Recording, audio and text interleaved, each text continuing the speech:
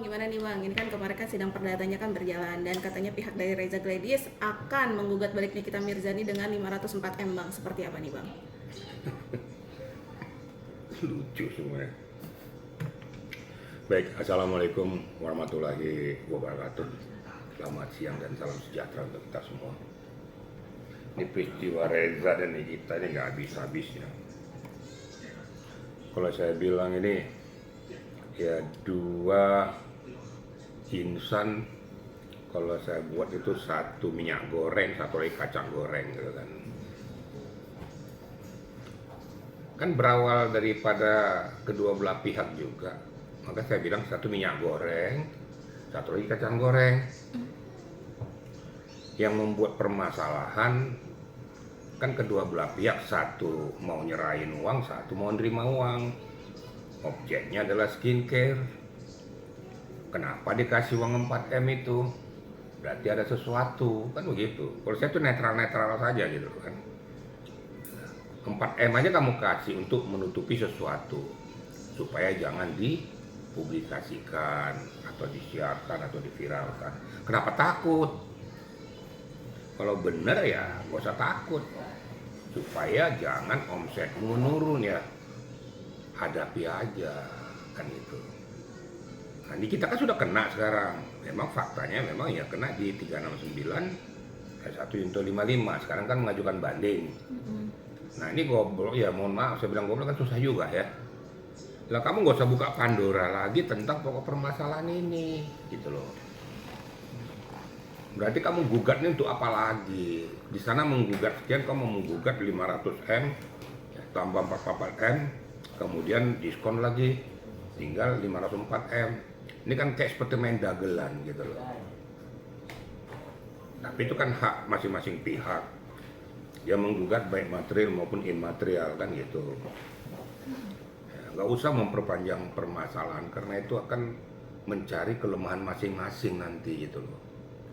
Dia gugat sana karena saya merasa terganggu kejiwaan saya, terus saya merasa sakit, omset saya menurun, kan gitu kan kira-kira ya.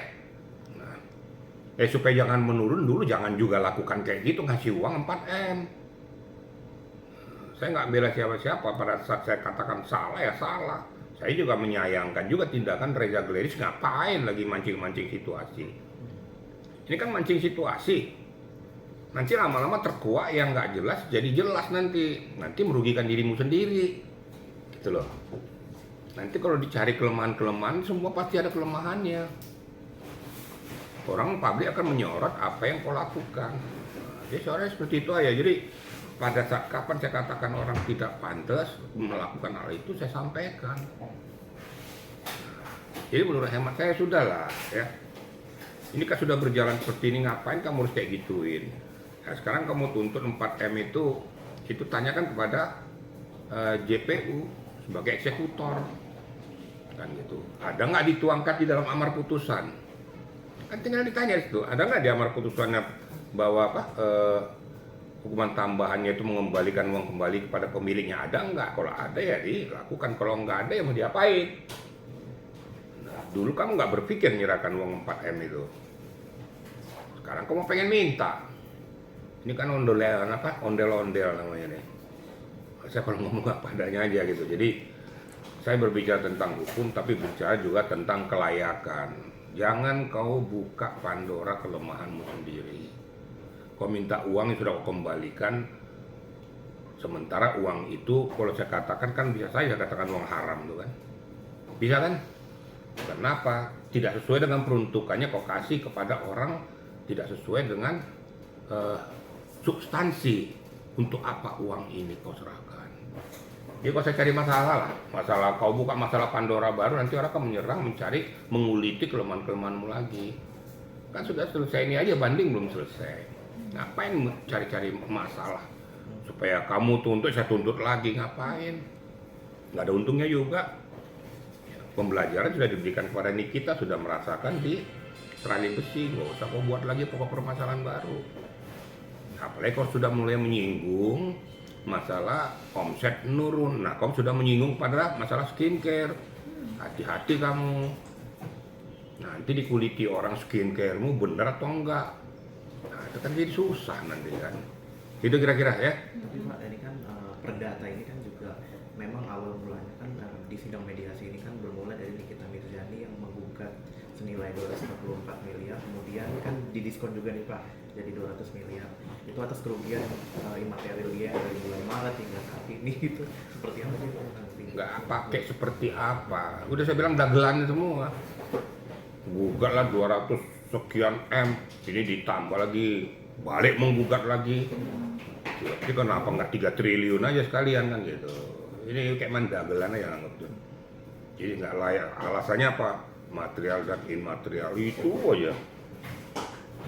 Di mana dua-duanya sama-sama lemah. Saya kan nggak bela siapa-siapa, dua-duanya sama-sama lemah. Satu menerima, satu memberi.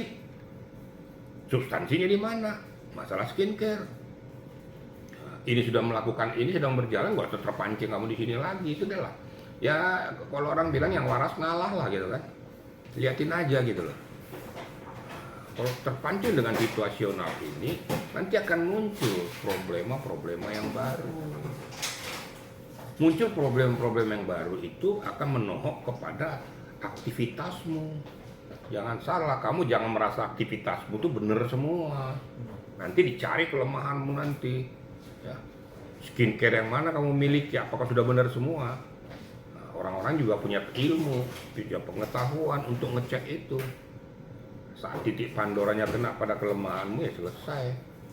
Nah, berarti sama dengan menggali kuburannya sendiri gitu loh. Jadi udahlah, ya fokus aja di sini lah, nggak usah cari-cari apa formula-formula baru yang justru akan merumitkan dirimu nanti, justru akan menjerat dirimu nantinya. Saya mohonkan juga kayak kuasa hukumnya, nggak usah terpancing dengan situasi ini, fokus saja kepada apa yang sedang berjalan sekarang. Ya. Sehingga jangan lagi membuka Pandora baru, akhirnya kau mengatakan aktivitasmu terganggu, tapi kau buat seperti ini kan makin mengganggu aktivitasmu. Nah, jadi ngomong tapi justru membuat masalah. Aktivitas tidak mau terganggu, tapi kau buat lagi masalah yang memancing supaya terganggu lagi aktivitasnya. Orang akan menyoroti lagi tentang skincare nanti. Terganggu lagi kan. Bukan makin merosot, orang nggak mau beli nanti. Ini skincare nggak jelas ya, nggak bermasalah terus ini. Kok nggak tuntas-tuntas ini. Akhirnya kan rugi sendiri. Nah itu pesan saya. Masing-masing kuasa hukum ini berdirilah selalu tuh menegakkan itu, tapi jangan mencari formula baru untuk membuat klienmu jadi pusing dan resah. Berikan solusi hukum yang betul-betul konstruktif kepada mereka itu supaya mereka itu tahu di mana ukuran-ukurannya. Di sini sudah berbuat seperti ini, jangan ikut-ikutan gitu loh. Tadinya kan tenang-tenang aja, ikut-ikutan, sekarang saya sesalkan juga. Nggak perlu terpancing gitu loh. Udahlah fokus saja gitu loh, kira-kira gitu ya. Tapi Pak, ini kan saling menggugat ya mereka berdua itu, mereka mengenai tentang pembicaraan merasa dirugikan itu besar tuh. Jadi seperti apa tuh Pak mungkin? Kalau saya mengatakan tuh itu, saya sudah tahu kemana larinya kamu ngomong tuh. Ini kan gugat menggugat nih. Antara saya bilang antara kacang goreng dengan minyak goreng. Sudah itu aja. Kacang goreng, minyak goreng masukkan dalam kuali. Tinggal siapa yang hangus jadi abu. Paham nggak kira-kira? Itu aja. Kok susah-susah? Selesai kan? Jadi kalau kacang goreng, kalau dimasukkan dengan minyak goreng, masuk, dibiarkan matang di situ, hangus nggak semua? Nggak usah diangkat-angkat, biar aja berkutat di situ. Akhirnya hangus semua kan, abu semua kan. Ya itu pikir aja di situ. Kalau nggak mau seperti itu ya nggak usah lakukan. Jangan membuat titik Pandora itu membuka aura baru untuk justru merugikan diri sendiri, merugikan aktivitas sendiri, juga merugikan penghasilannya sendiri. Ya, kan dua-dua sudah penghasilan sudah rugi nih gara-gara ya perilaku kedua-duanya juga. Saya nggak bilang perilakunya Nikita sendiri, enggak. Ya, nggak ada angin kalau nggak ada asap, kan gitu. Nggak ada sebab, terus nggak ada akibatnya, pasti ada kan. Ya makanya dua orang yang berseteru ini sadar diri lah, berhentilah di titik nol. Nggak usah lagi mencari masalah baru. Gitu kira-kira media ya. Mungkin terakhir Pak, ketika nanti tanggal 25 Nikita kan katanya akan dihadirkan ya oleh menurut dari kuasa hukumnya. Tapi dari kuasa hukumnya di kita sendiri inginkan bahwa penggugatnya itu juga hadir. Mungkin nanti akan ada jalan tengahnya nggak sih ketika kita dipertemukan dengan Reza Gladius? Serahkan kepada hakim pengadilannya, jangan serahkan kepada saya. Saya bukan pengadil. Jawabnya gampang kan? Nanti biar hakim yang menentukan layak atau tidak layak dihadirkan. Apakah mereka itu dikuasakan kepada kuasa hukumnya saja atau diwajibkan untuk hadir, itu nanti kan hakim yang menentukan. Hakim punya hak. Kalau kita kan penonton, kita kan pemerhati. Kadang-kadang susahnya itu pemerhati lebih hebat daripada pelakunya, kan itu. Yang aktornya mereka, kita cuma penonton, tapi lebih hebat kita jadi sutradara, kan gitu kan. Soalnya untuk mengatur permainan mereka. Jadi jawaban saya singkat itu aja.